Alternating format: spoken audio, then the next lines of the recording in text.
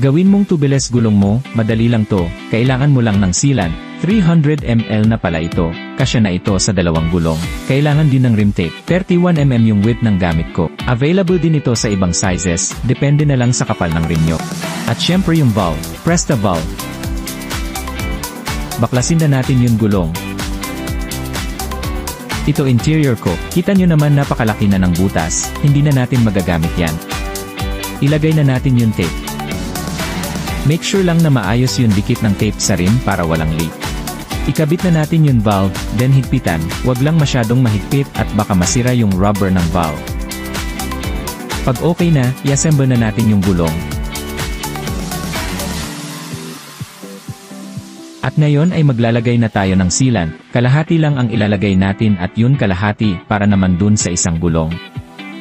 Ikut-ikutin lang natin yung gulong para kumalat yung sealant sa loob. Then itatabi muna natin ito mga 1 to 2 hours. After 1 hour, pwede na natin ito bombahin. At ayan okay na, meron ka ng tubeless na gulong.